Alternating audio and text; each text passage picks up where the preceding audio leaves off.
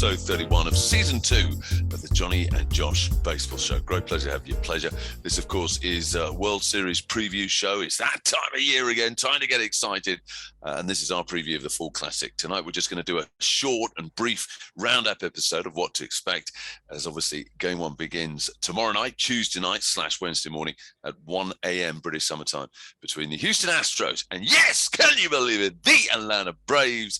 Boys, great to have your company. Great to have all three of you. You don't need me to remind you, JC, of the man that predicted the Braves at the beginning of the season, 170-odd games ago, that the Braves would be in the World Series. I mean, how do you feel about that every year? I do not do that every year. That Yes, is rubbish. I do not. I have not predicted the Braves in the World Series for about 7 or 8, 9 years. You know, they often talk, Gouldy, about the baseball gods. And the baseball gods have a certain level of power. I think that the baseball gods have looked upon you and all that's gone on in your life. And, you know, a single solitary tear has gone down the side of the baseball gods' communal eye. And they've determined that they were going to mix it up a little bit and give you a little something. Because you got to keep in mind, your Braves were not over 500 until August 6th. Unbelievable. And I know you could talk about all the injuries, and I know you waffle on in such a uniquely Gouldy way about it. Every team had injuries this year, but they struggled, and you have to give a lot of credit to the front office, who did do a lot at the trading deadline, found players, bargain basement guys like Eddie Rosario, who were difference making. And then they've also, in this postseason, happened to face teams, particularly the Dodgers, who were depleted in a way at just totally the right depleted. Time. Yeah, at just the right time. So it's all sort of come together. It's coalesced, and I actually think they have a really good chance in the series, Gouldy. So happy for you, buddy. Thanks, JC. Big Dave, by comparison, you're just a bad, sour loser. I'm a big fat sour loser. You're not that fat. You look great, Dave. That's what I do. I'll tell you what, though. Considering all the success the Braves have had over the years, it's hard to believe that it's been over 20 years since they've made the World Series. 22 years, 1999. They're always around. You know, I think there was a few dry years in between, but they always seem to be at least competitive. So to think that it was 1999 and I was at that World Series, and I remember looking at Chipper Jones being down 3 games and laughing in the dugout and thinking to myself, why the F is that guy laughing? He's down 3 games to none in the World Series. I remember thinking that, and to think that was the last time they were in the World Series. Wow. It's interesting because teams really do have sort of championship deserts, you know, those periods, those fallow eras where they tend to struggle. I think of the Yankees in the 80s, right? You had Don Mattingly, this great player who never got the Yankees accolades. Now. Okay, the Yankees. I know that's your favorite little hobby. It's a fact. I know 2009, but it's not relevant to my point. So okay. My point is that you were in a situation here where Atlanta may have faced a similar situation with one of their great stars in Freddie Freeman, 11 years. And now he's not going to have to fall into that awful category of great players who didn't get the opportunity with the team that they had shined for to go to a World Series. So I'm really happy for Freddie and the fam. 100%. Erik, I want to pull you in here. Quick COVID update. What on earth are we doing a COVID update for? But there is one, isn't there? There's quite a few, actually, because obviously I'm not going to do any Canadian border things. But yeah, you still have to address COVID protocol during these World Series. Also think about it. The Astros have not played the Braves and vice versa since 2017, mainly because of scheduling, and COVID sort of put a wrench into the interleague schedule, which is good for me because you know how much I hate interleague. But another thing is Jorge Soler. Right. Don't forget, he actually had to excuse himself because he tested positive to COVID a few weeks ago.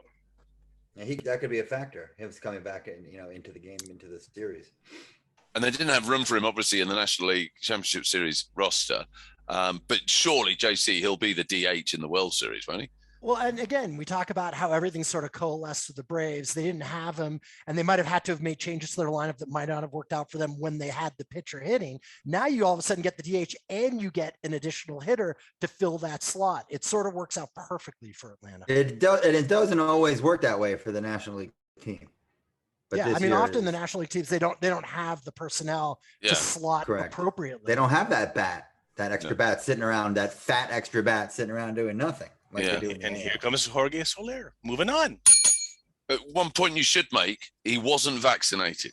And what I am liking is he's actually been quoted as saying he's apologized to his teammates for not being vaccinated. Said, I feel very different now. And he said via his interpreter, I feel bad about it and I'm going to get my vaccine shot sorted ASAP. So good for him. He's learned from his mistake, and fingers crossed other baseball players will do the same. Okay, let's move it on. Obviously want to big up our social media buttons down the bottom of the screen. Plinkety plonk, hit the subscribe, hit the like, as always. But let's kick things off.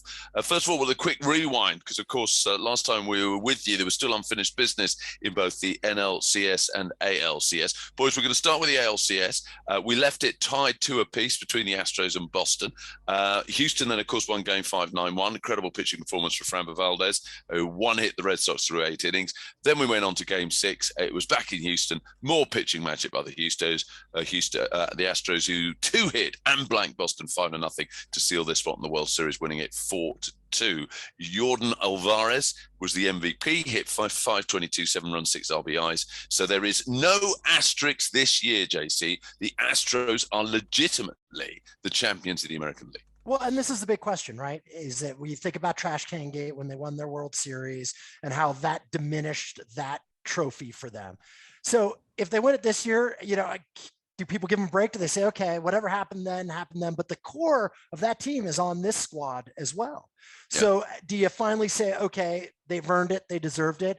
Or is this the scarlet T for Trash Can that's going to be on their shirts regardless of whether they pull this out?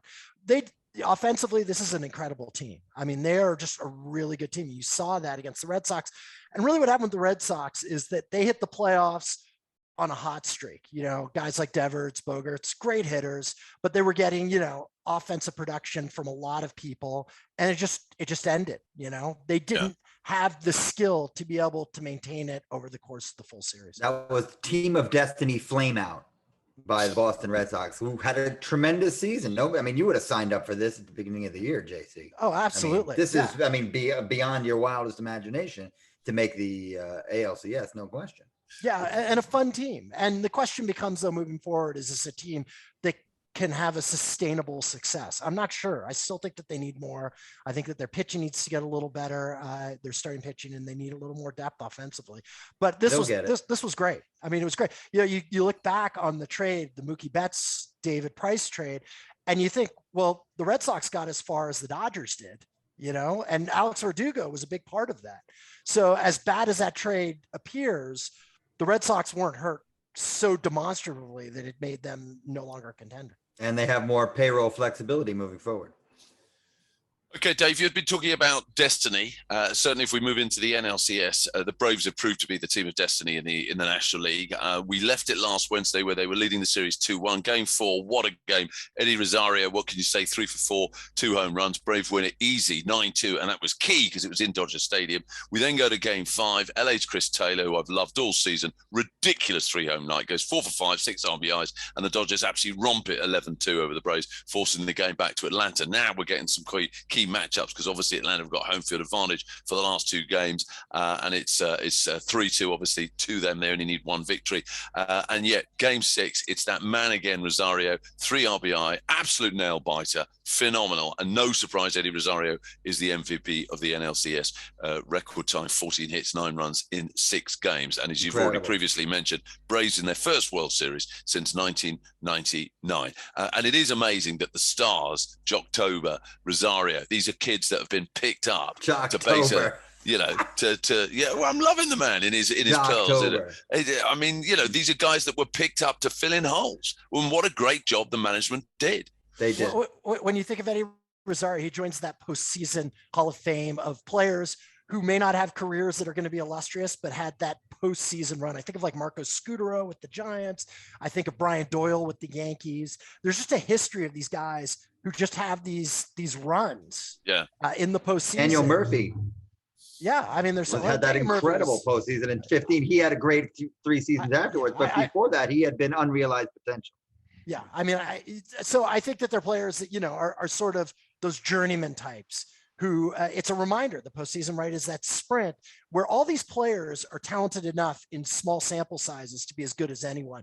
The differentiator between them, guys who are all-stars and guys who are Hall of Famers, are the consistency of those moments. These guys don't have that consistent ability, but they do have the ability in short spurts to do it. And the question becomes, does Eddie Rosario have a little bit more left in the tank to bring that into the World Series? Because that could be difference making. They're going to need it. Yeah, because we'll they don't get to have that in a minute. They're going to need it. But, Yeah, they- fair credit to the front office of Atlanta. We've been mentioning that. They rebuilt their entire outfield during the trade deadline. And if you look at all the acquisitions that they made, they hit on basically every single one of them. And they had some outrageous OPS when you totaled them all together. So there's absolutely no way they're there. He went for it. Alex, I never pronounce his last name. Anthopoulos said that he had a moment a few years ago where he regretted not going for it at the trade deadline with the Toronto Blue Jays, and he made sure that he wasn't going to do that again with the Braves. He made those pickups, and he hit aces on all of them, and he's seen the benefits. Razor thin, right, Dave? I mean, 88 wins. They could have easily done all of that, and you would have never known Eddie Rosario as a postseason hero. I mean, they totally, but he knows the division he's in. He knows that the Phillies were had all kinds of issues. He knew the Mets had all kinds of issues, and this was the kind of year where you could win the NL East with 88 wins, and he sensed that, and he went for it, and it turned up. It went as good as it could possibly go. Guys, can I just give you one stat before we move on talking about the actual World Series matchup? I love this. I saw this on Twitter. The NL East, which we've been pretty rightly critical of all season, is the first MLB division to have every team make the World Series in the 21st century. Marlins 2003, Phillies 8 and 9, Mets 215, Nationals 19, and Braves 21. Not interesting. You didn't mention the Expos. Yeah, but that's because it's in the 21st century, and they're not a 21st century team. Well, the Nationals made it. So I know, but that's not the Expos. That's the Expos. Moving on. One other statistic, though, that I found really interesting to David's point, which is I saw, and I probably get the number just a little off, but I believe it was 51 home runs after the All-Star break from players on the Braves roster who didn't start the season with the Braves. And that's amongst the all-time greatest number of home runs from that group of players. Well, a very high number. It just speaks volumes to how they really did hit it just right. Yeah, that amazing quartet. And one more thing before we move on. And we were off the Braves after Acuna got injured, and so here we are. We're in the postseason without him. Yeah, but and I know Gouldy has just absolutely gone on about that.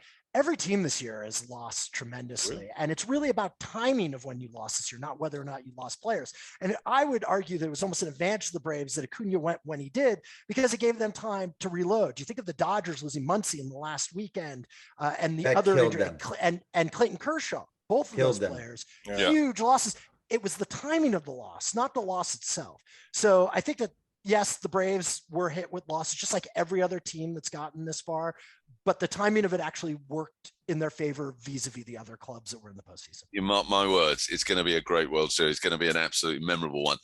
So let's just talk about it. 117th edition of the Fall Classic. Of course, the Astros get home field advantage. I believe it's Framber Valdez and Charlie Morton starting game one, which should be an absolute cracker. Very quickly, want to talk about that before we get into the management matchup? Yeah, I mean, obviously, Morton, you have a guy who's well tested in the postseason, who has become, an ace in these situations, which gives the Braves a good advantage. Valdez has had some high points, but he's been a bit up and down. So to me, it's really just a question of to what extent can the Astros offense be running on the cylinders that has made them successful. They have on paper a better offense than the Braves. Over the course of a season, but over this short period, are they going to be able to overdo that? Because I think the Braves, to be honest, have a better pitching situation. So I think the Braves, they definitely have a better pitching situation. Yeah, but the Astros have the better hitting, and that's going to be, I think, the most interesting thing. I think what I love most about this series, these clubs haven't faced each other in a long time, and that's exciting because that is the old school traditional American League, National League matchup that you don't see, and now you're getting to see it. Okay, well, talking of old school, let's talk the managers, Dusty Baker and Brian Snitker, both very much, would you perceive Brian Snitker definitively old school? What about Dusty Baker? It doesn't get much older than Dusty Baker. Yeah. What I love about, first of all, everybody thinks Dusty is this old, cute guy. Everybody's forgotten how bad and nasty he was to the press for about 15 years. Now he's this old, cute, adorable, huggable guy. But, perhaps this is a turning point for the quote unquote older school manager, that we now have two more traditional managers in the World Series, with some of the, of those other great communicators on the sidelines watching. It's nice to see guys who play the eyeball test and watching the game happen in front of them instead of always, maybe a few hunches, maybe watching the game and seeing how it evolves rather than going towards pre-prescribed pitching combinations, etc. I think that's exciting. I do actually think this is a really, really good World Series matchup. We talked a lot about Houston, being a great offense, but, Altuve didn't hit against Boston. Bregman didn't get hit against Boston. Brantley didn't hit against Boston. Correa was okay. He hit below his weight. I still think this is going to be a track meet. Pitching wins championships, they say. I'm not so sure in this World Series because both of these offenses are surging. And I don't think the pitching, the only guy I really love in this whole series is Morton and his slider, which is just insane. I think there was some stat that Morton, who did Morton was like, the White Sox 0 for 70 on his slider at one point.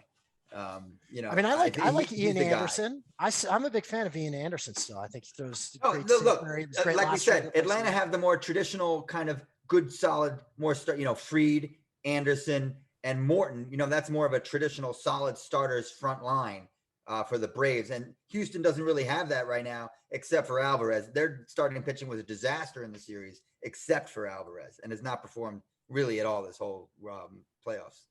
Let me just go back to the managers for a second, because I think it was really fascinating. The St. Louis Cardinals this week are announcing their new manager. He's 35 years old, Oliver Marmol. He's younger than 8 players on the roster. And so you look at this postseason, you think, we're going to see the return of the venerable old manager, and teams aren't necessarily doing this. I know we passed around ourselves, and I'm sure Erik will post a Sports Illustrated story that ran on Snitker that was just a wonderful story. I mean, anyone who's seen Bull Durham and you look back at the manager in Bull Durham, Snitker was the manager of the Durham Bulls during that period. He was that old sort of, oh man, this is a tough job, I'm grinding out in the minors guy. He went up to the major leagues in various coaching positions, never as a manager, over the course of his 40 years, and kept on getting sent back down to various jobs. He never stuck.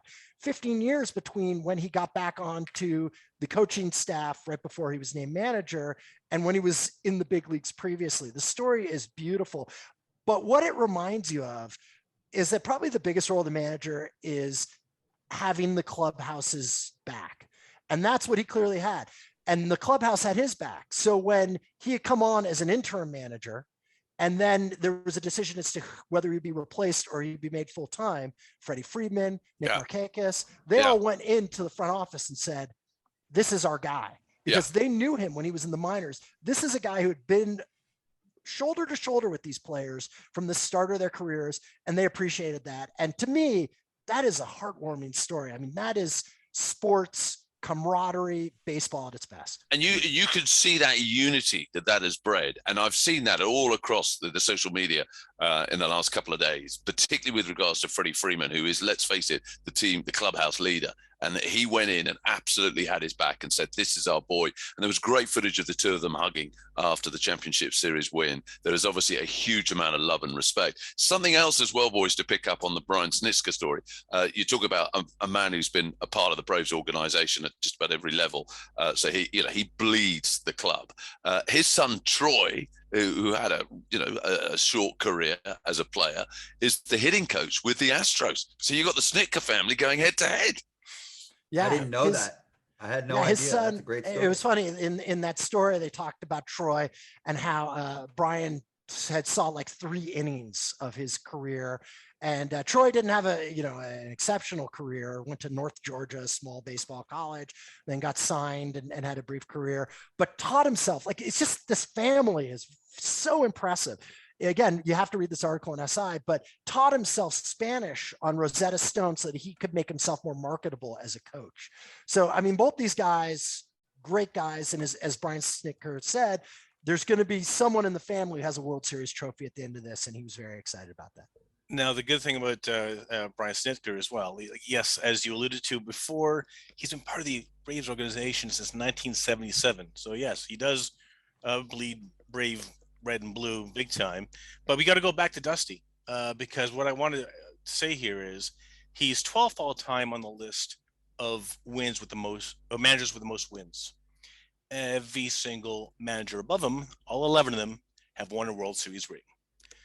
So it's it's you gotta be good stat, bad stat, good stat, bad stat. I mean, it's a great stat, and I'm hating it because if that's an omen, that's not good news for us Braves fans. You guys are trying to talk me into this series. I've been pretty negative about this series, as you might imagine, and I'm not alone, by the way. I know you just want to put it on me, Josh. I didn't put it on you. I'm not alone. Everybody I know hates this series, but there are some good storylines. I mean, there just are. I like the idea of the Braves having to overcome this juggernaut. I like the idea of a Dusty Baker trying to get that ring. We've heard the Snitker story. And Freddie Freeman is a good guy. There are some things to like about this series, even though, the Braves are champions of white flight and the Astros are cheaters. So, maybe we can enjoy this World Series because it's going to be the last one for like the next 3 years after the whole labor situation blows up. So let's enjoy this one while we have it. And Dave, I already said earlier on that there are reasons to dislike it. And I think you hit the nail on the head. You have the Braves team that moved out of, Central Atlanta. They're called the Braves. You've got Trash Can Gate. I mean, both these teams have a lot of debits in their column. So and the chop, don't forget the chop. The way you make it enjoyable is to think about the personalities and not the organizations. Put the organizations aside and think of the Brian Snickers, the Dusty Bakers, the Freddie Freemans of the world. So it's the reverse. It's the names on the back, not the name on the front of the jersey. There you go. But I can see this series being a sleeper, being a pleasant surprise that everyone goes, oh my God, actually, this is a fantastic World Series. Now I just jinxed it, haven't I? So yeah. Yep. Let's just quickly highlight for our listeners the World Series schedule. Obviously kicks off tomorrow night, Tuesday night, Wednesday morning, 8 p.m. Eastern time. Game 1, of course, is in Houston. Astros got home field advantage. And then game 2, Wednesday, October the 27th. I would say the Braves attitude, and I know this is the attitude of all us Braves fans, is we just want to split that series, just get one win under the belt. Travel day Thursday, October 28th, and then we're in Atlanta. It's going to be a cauldron. It's going to be an amazing atmosphere. Friday, October the 29th, game 3. Saturday, October the 30th, game 4. Now, good news for us Brits. During game 4, the clocks go back. And obviously they don't go back in North America. So we gain an extra hour. So it's not going to wreck our body clocks nearly as much if, like me, you're going to be watching these games live. So 4-hour time difference instead of 5 can make all the difference, as we know. Game 5, and I think we'll only need game 5s because the Braves will have won it by then, 4-1. Astros will be still in Atlanta. Another travel day on Monday, November the 1st, and then back, if required, for games 6 and 7 on Tuesday, November the 2nd, and Wednesday, November the 3rd. I'm joking about it, by the 4-1 scoreline. I've just got this going 7 games. I see this going all the way through to Wednesday Another night. jinx. And that's my prediction. By the way, regarding the predictions, quick rewind. None of us got it right in terms of who was going to progress to this World Series. I said the Braves, I got that right, but I said the Red Sox, I got that wrong. You boys said the Astros, you got that right, but you all said that you thought the Dodgers. So none of us got a complete set. So I'm leading for the postseason though, because I got them all right in the. Yes, you did. Yes, you did. So you've only made one mistake so far. Yeah. I got to be honest with you, Gouldy. I really thought about texting you after to say I regretted my decision on. Did you? On the Dodgers. Because of what we talked about on the last show, which was the whole idea, the home field advantage, that all that the Braves needed to do was to get home and win one of 2. Yeah. Yeah. 100%. And 100%. Speaking of shameless self-promotion, I'm gonna do some shameless self-promotion myself, which rarely happens because I have absolutely nothing to promote. But I will be actually live blogging the World Series with the Guardian as usual. Games 1, 3, 5, and 7. If those latter 2 are necessary, join us. Mail in, have fun. I'll make you famous. Get your name in the paper. We'll have a good time. Johnny, I know you'll be emailing me all kinds of Twitter contributions. I will. Which games again, Dave? Quick reminder. I'm doing game 1 tomorrow. We'll start with game 1 tomorrow, and then I'm supposed to do 3. And Fantastic. then if we need 5 and 7, we'll take those. And Dave, your live blog gets the Jonny and Josh show big time endorsement. It is quality stuff. Thank you very much. Yeah, 100%. I enjoy 100%. It. It's a lot of fun. We'll be posting on our social media as well. Read the Guardian. Now, this is the part where we have to embarrass ourselves. Hang on, just before you move on, Erik, I've given my prediction. I've gone Braves in 7. Okay. I need predictions from you guys. That's what I was going to say. It is where we all embarrass ourselves even further. Yes. Good. Josh goes next. I'll go Astros in 6. I actually think that if the Braves are going to win this series, that it's all about Morton, and then he has to pitch 3 times if the Braves have the balls to do that. And I love Morton. So I think that he stuns the world and goes 3-0, or at least they win all 3 starts, and they Braves win in 7. Loving what you're saying, Big Dave. Erik? I'm going to stick with Dusty. Love the man. He loves us too. We've all interviewed him, and he loved it. He doesn't love anybody. Now you just like him because he's old. No. Every time we do spring training and at the road trip, he loved Johnny. That's it. So that's it. I'm going to Astros. Totally human, Erik. For God's sake. Astros in 7. Maybe it was pity. Moving on.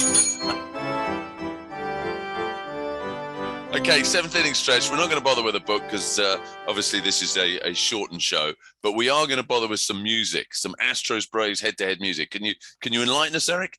I figured since one way to decipher who's going to win the series is to go head-to-head with, and I had to do a lot of research here. So I had to find a Braves track, and I had to find a Astros track, and I figured I might as well stay in the same genre. And that genre, polka music. Yeah, you heard right. Polka music. I couldn't believe I found 2 polka tracks. So basically, the Atlanta Braves are looking for their 4th World Series, right? Or their first, or their second in Atlanta, because the Braves are the only organization to have won a World Series in 3 different cities: 1 in Boston, 1 in Milwaukee, 1 in Atlanta. But when they back in 1965, when the Braves left Milwaukee, not unlike the song we heard last week with Phil Foster, there was this track by, would you believe it, Frankie Yankovic. That's right. And it sounds something like this. Oh, there's no more baseball in Milwaukee, in Milwaukee, in Milwaukee. Oh, there's no more baseball in Milwaukee. You Braves have scalped this town. We wrote the record books, came out each day to cheer. We did so much for you, now we're crying in our beer. Atlanta, hear me now, cause what I say is true. Someday someone will steal them from you. Oh, there's no more baseball in Milwaukee, in Milwaukee, in Milwaukee. Erik, that is a ridiculous choice. That's not even an Atlanta song. That's actually a song that's being rude about the World Series finalists, the Atlanta Braves, because it's slagging off the fact that the team's left Milwaukee. That's a nonsense. No, if that's... Hey, don't forget. Did you know that that Hank Aaron only won 1 World Series, and that was in Milwaukee, never won in Atlanta? I'm not criticizing the Milwaukee Braves. I'm criticizing a song that's slagging off the fact that they've gone to Atlanta, which is negative about Atlanta Braves. Well, it's just another reminder of why you can't like the Braves. And also, don't forget the Milwaukee Braves. Milwaukee Braves are the only organization to have never finished below 500 in their entire existence. Fact. Wow. Okay. Crazy fact. Okay, so we need another song. Yeah, I'm assuming Frankie, by the way, Frankie Yankovic, guess what relation he is to Weird Al Yankovic? What? Absolutely not. He's his grandpa. Just complete coincidence that they have the last name. When Weird Al and Frankie Yankovic actually collaborated together in a song, because how fluky it is having 2 polka superstars. That's right. Those 2 words can go together. Polka superstars having the same last name. Anyways, moving on. The Astros. Okay. So that was your Braves polka song, sort of. And then I discovered a Houston song. Let's wind the clock all the way back to 2017. That's right. And there's a Jose Altuve polka song, and it goes something like this. Jose!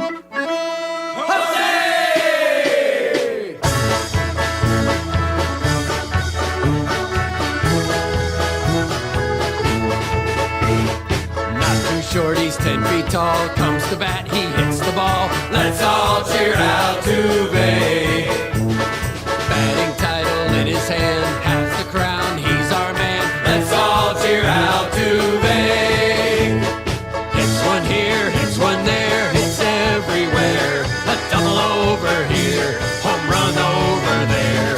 Hits one here, hits one there, hits everywhere. Let's all cheer Altuve. Hits the ball where they ain't. In our town, he's a saint. Let's all cheer Altuve. He might be just 5'3", but he's the league's MVP. Let's all cheer Altuve. The Brave song stank, and that one stank even more. So I'm feeling a little bit happier now about this matchup. This isn't music. It's not my definition of music. Yeah. I mean, This is not a Grammy show. The first song, at least, Polka makes sense for Milwaukee. You know, that's a huge part of that culture. But a Houston song, and like, you got to know better in the 21st century too. Like, you know, Polka was not even appropriate for that period. It's not appropriate in Houston. That second one is definitely the bigger loser. You know, Eric, if I'd have known that these terrible songs were going to be on, I wouldn't have canceled my Pilates class to be on this song. Is that why you look so good? Because you do, buddy. I'm telling you, I love Pilates. It's so great. I'm the only guy in there. It's like a strip club. It's amazing. I absolutely love Pilates, and it's good for you too. Family show. It's a family show, and also, I hope you don't pass wind while you stretch over. It's very tough. Trust me. Okay, so Johnny, you have to choose a song that we're gonna sign off the show with, and I'm going to assume that you're going to go with the Braves. Well, we all gonna vote. No. Okay, all of us. Let's have a vote here then. Democracy. Okay, JC, which one do you want? I'm voting with the Braves one. Okay, Big Dave. I'm going Polka. You got to go Polka. They're both They're Polka. both Polka. The Braves Polka. That's what I meant to say. Milwaukee Okay. Polka. All right. But the good news is Not the Pennsylvania Polka. The good news is, because I'm the only guy that's never missed a podcast in 2 seasons, I get 2 votes, and I'm voting Astros. Which leaves us with Erik. Erik has to make the decider. Yeah. Okay, so it's going to be the Brave song. There we go. Oh, there we go. No, the Milwaukee Brave song. The Milwaukee Brave song. You didn't do your math right. You got to give yourself 4 votes next time, Goldie. Okay, man. Okay. So, hey, come on. It's my job to resurrect old songs that have been forgotten on the shelf for years. And I'm glad that we've resurrected this out of the ashes. It's the rotting corpse of an albatross around your neck, Erik. Wow. I'm sure Frankie Yankovic is smiling from above right now that we've resurrected one of his classics. Okay, well, before we go, don't forget I'm the one that's throwing to the song, so I may just throw a curveball on that. Quick message to our listeners. We do want to hear from you, because obviously we're going to do a roundup show after the World Series, so we'd love to hear if you want to remark on, what happens in the games, etc. Please get in touch. We'd love to give you a shout out in our last show of the season. And that, of course, on Facebook, The Jonny and Josh Show, Twitter, @Jonny and Josh. Do get in touch, guys, because this is your program, and the more involvement you have, the better, as far as we're concerned. It also means Erik doesn't have so much of a script to write. Don't forget as well, fantasy baseball. We still haven't done our roundup first show. James Holden and I on, of course, Behind Home Plate. On Twitter, that's @BHPPod. If you want to get in touch with us, we will be doing that hopefully this week. And of course, do check out the Nat Coombs Show at the NC Show now, really kicking off as the NFL season gets really heated up. We're on Twitter, Facebook, Instagram, and YouTube. Guys, I really appreciate the fact that you've all taken some serious time out to do this one. Really well worth it. I'm beside myself with excitement. I've cleared the boards, guys. I have not got a single job all week so that I can stay up and watch live baseball. I'm beyond excited. First time the mighty Braves in the World Series since 1999. Anybody else going to be watching live? Yeah, Maybe. of course. Maybe. Yeah, but you guys don't have to get. I gotta watch it live. Yeah, but you could. Well, you've obviously got to because you're working on it. But I mean, there's no major sacrifice from the two of you. You're across the pond. It's normal time. So the big question is, Erik, are you going to watch any baseball live? I have to. I'm a sado. So yeah, of course. Trust me, Astros Braves is a sacrifice. Guys, you're all legend. Thank you so much. Looking forward to having your company to celebrate the mighty Braves bringing it home. Thank you for listening. You've been listening to the Jonny and Josh Show. We leave you with this appalling song. Till next time, take good care. Oh, there's no joy left now in Milwaukee, in Milwaukee, in Milwaukee. Milwaukee. Oh, there's no joy left now in Milwaukee. You Braves have scalped this town. In 1954, when you first came to town, you won Milwaukee's heart. We paraded you around.